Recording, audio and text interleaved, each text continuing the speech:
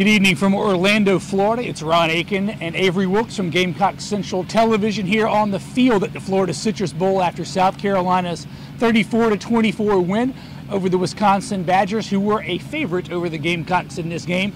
South Carolina finishes with 11 wins for the third straight season, wins a bowl game in Florida for the third straight season, the first time in school history that's ever happened. Connor Shaw accounts for 5 touchdowns. Bruce Ellington has a crazy game. Shaq Rowland goes nuts in the second half. A lot of things went right in the second half for South Carolina in this. Sort of the takeaways from the football game from your perspective, Avery, what do you think? Takeaway was just marveling at the end of the Connor Shaw era. Had a huge game today, near 400 yards of total offense, accounted for 5 total touchdowns.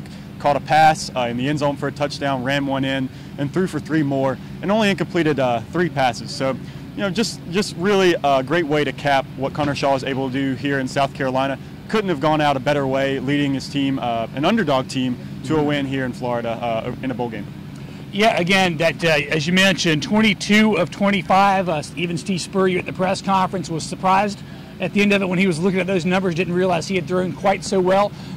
Steve Spurrier, in fact, it was his 300th game.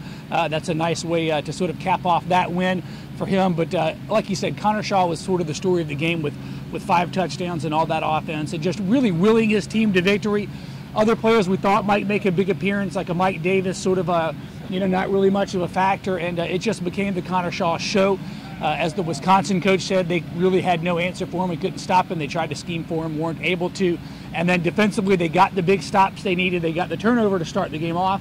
Interception from Sky Moore that led to South Carolina's first points. So turnovers were a key factor for Wisconsin in terms of giving South Carolina credit. In the post-game interviews that we listened to just now, what were your takeaways from the Wisconsin side of things? Definitely from Wisconsin's side, very downtrodden team.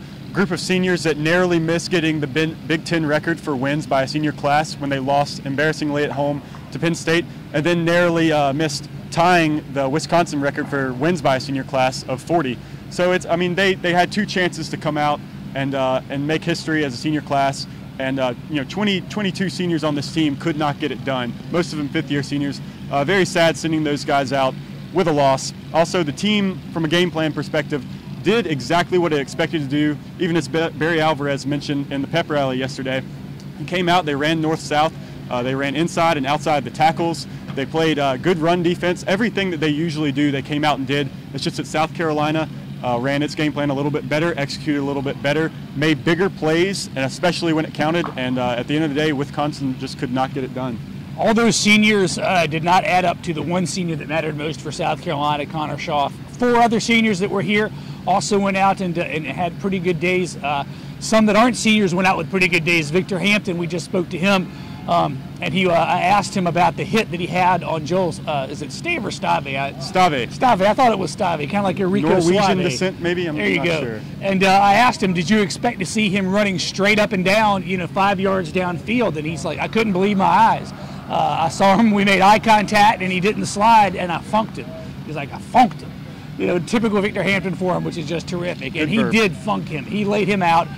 He came out of the game, I believe it was 5 plays later. That put a damper in Wisconsin's ability to throw the ball after that. Their backup, Kurt Phillips, only had 2 pass attempts, I think, this season. So Victor Hampton, who didn't start, along with Sherrod Golightly, had a big stop on 4th and 1 that was key in that game, did not start. Both of them, we learned, missed curfew by 10 minutes last night, so that was the punishment they served. They both came back motivated and got the stops they needed to late in the game and had a big impact on the outcome. From Orlando, Florida, it is a Capital One Bowl victory for South Carolina in a very satisfying fashion for a small senior class, a large group of underclassmen that will be coming back next year, but it is a farewell for Connor Shaw. His last game, 22 of 25 passing, like you said, almost 368 yards, including the reception of total offense and 5 scores. What a way to go out. From Orlando, that's a good note for us, Avery. Ron Aiken, Avery Wilkes, Gamecock Central Television. Take care.